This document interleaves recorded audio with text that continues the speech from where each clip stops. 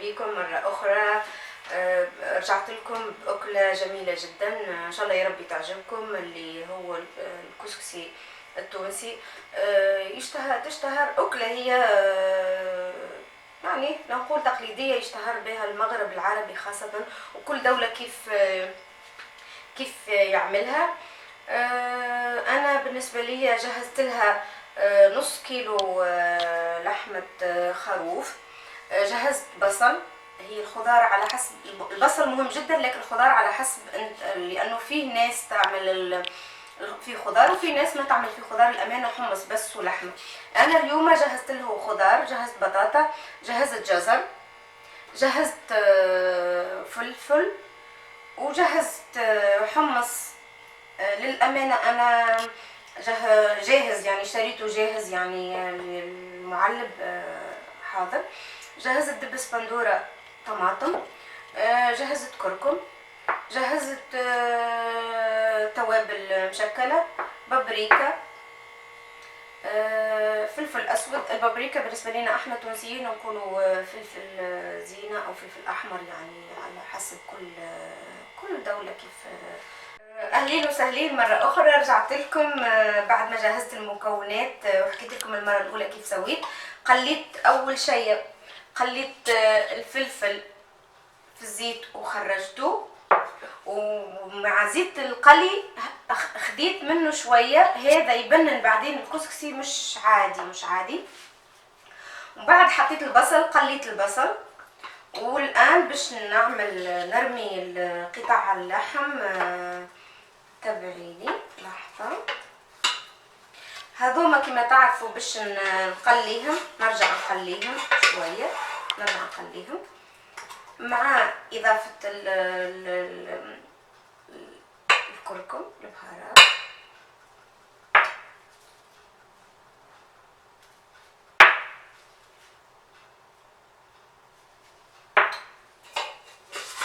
تو باش نخليهم يتقلوا شوية، وبعد نضيف المكونات، نضيف البندورة والخضار بعدين، مو الآن، لأنه اللحمة لازم تستوي على الأقل شوية، وكيف الحمص. وقبل كل شيء، قبل من باش نرجع لكم لحظة. الزيت هذا عنده بعدين استعمال خاص، خليكم معي بشويش. الان باش نجهزوا كما تعرفوا، باش نجهزوا الكسكسي. باش نعمل شويه زيت، هيك شويه زيت زيتون، دائما زيت الزيتون لانه الصراحه مفيد جدا. هذا باش الحبيبات بعدين كيف ينطبخ يجي حبه حبه ما شاء الله.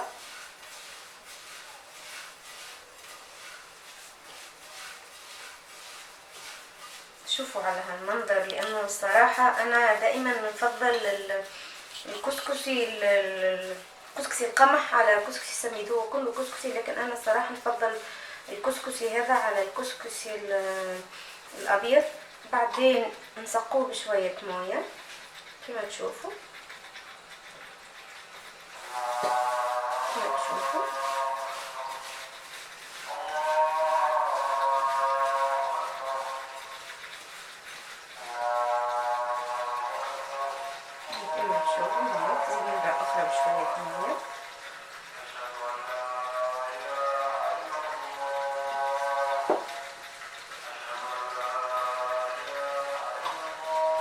كما تشوفوا الكسكسي حبة حبة، وبعدين هذا يتحط بيكم.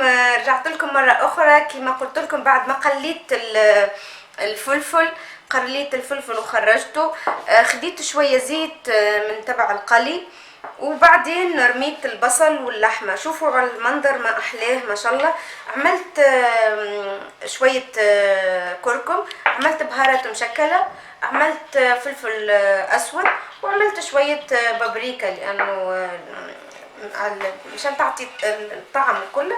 كيف شوية ملح هنا،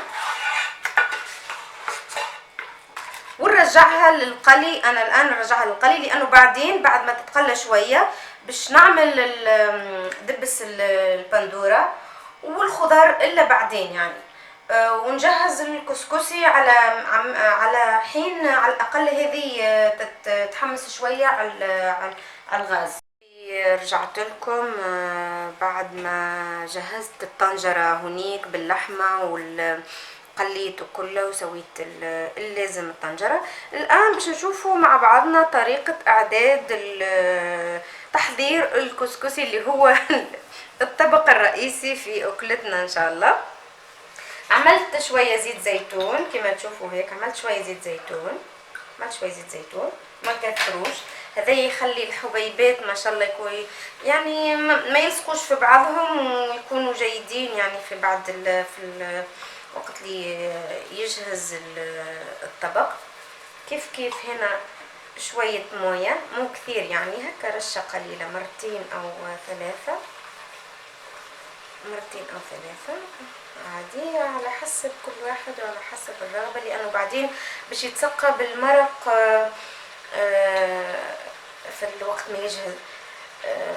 وكما تعرفوا الكسكسي ماهوش هذه الطريقة الوحيدة، في طرق كثيرة جدا جدا جدا. احنا خاصة في تونس الكسكسي بالخضار، كسكسي بالسمك، كسكسي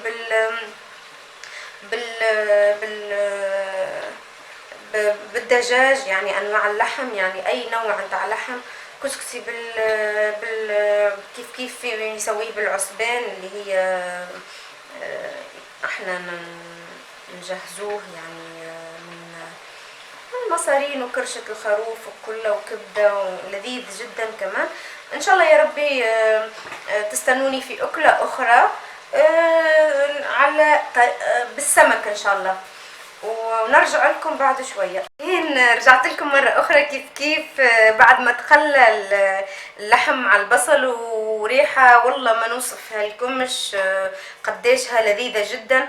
الآن باش نعمل دبس البندورة على حسب، دائما نقول على حسب. أنا عملت تقريبا 3 ملاعق كبار، لأنه يعني هو حلاوته صراحة يكون زاكي بدبس البندورة.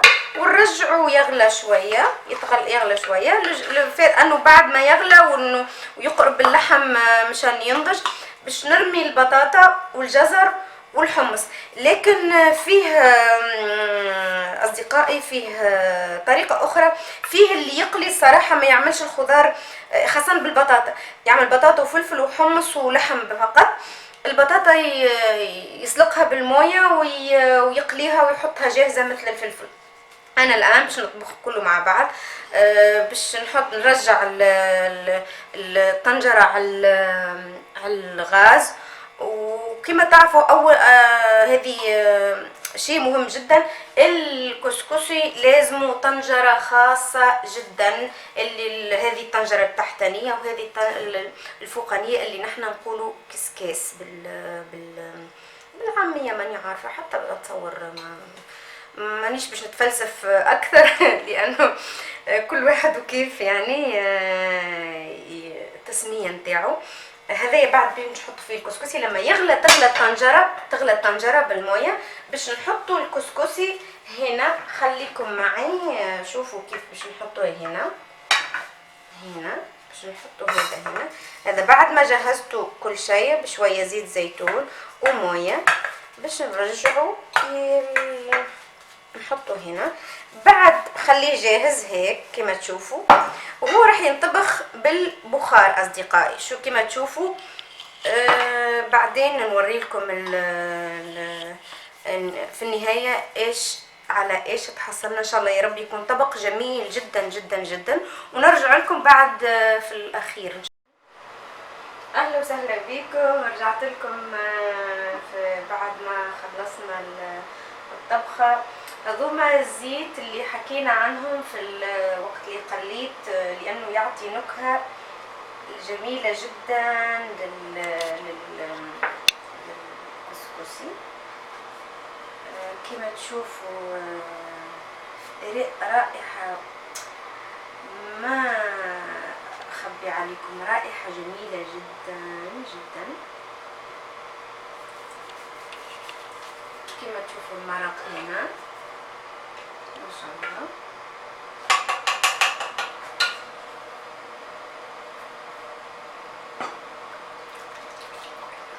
هنا نسقوا الكسكسي، نسقوه بالمرق، نشوفوا.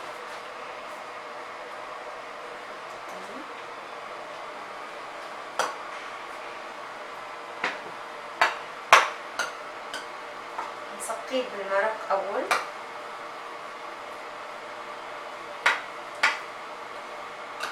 بعدين نضيف له الحمص من فوق ونخليه شويه بس. رائحة لذيذة جدا أصدقائي.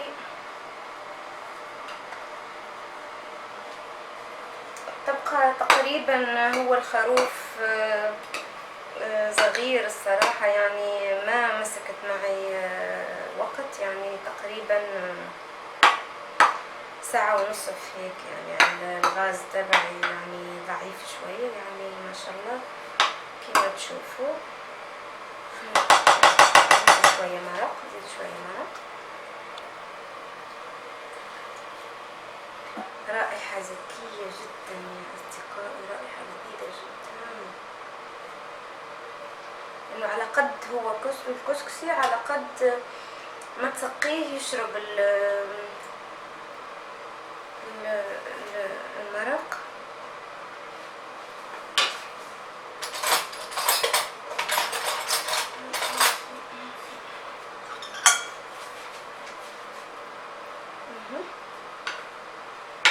كما تشوفوا تقريبا جاهز.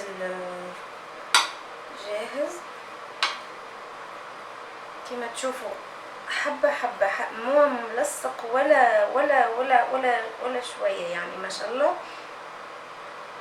جاهز.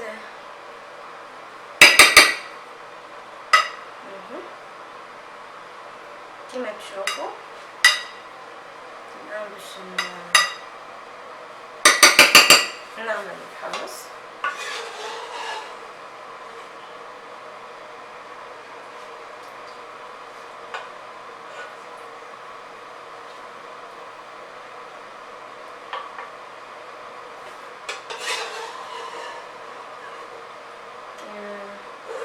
بعد ما نخلص الحمص نزين، وكل واحد وكيفاش تحب. بعدين تزيد المرق في الصحن عادي، من على حسب كل واحد وكيف يشوف طريقة التقديم. ان شاء الله يا رب تكون عجبتكم. الرائحة لذيذة جدا جدا جدا. هنا خلصت كما تشوفوا الخضار بعد ما طلعتها او اول ما خلصت.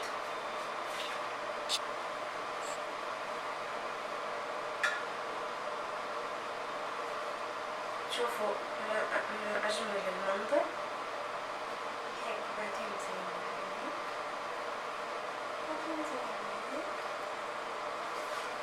نجمع اللحم كما تشوفوا ما شاء الله. كما تشوفوا اللحم راح نيفا يعني.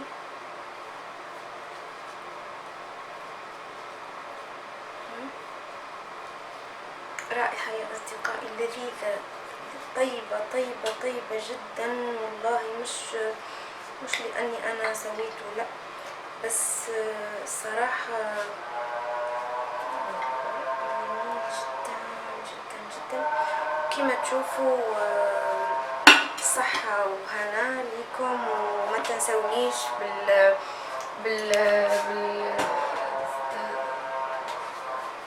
باللايكات، وتقولوا لي منين تتابعوا فيا، واي تعليق ولا اي كومنت نرجعوا عليه بكل رحابة صدر. بالعكس، لانه تختلف الطرق في الطبخ من كل واحد وكيف يعملها. ان شاء الله يا ربي يعجبكم، وشوفوا على هالمنظر كما تشوفوا ما شاء الله لذيذ جميل جدا جدا جدا، وصحة وهنا.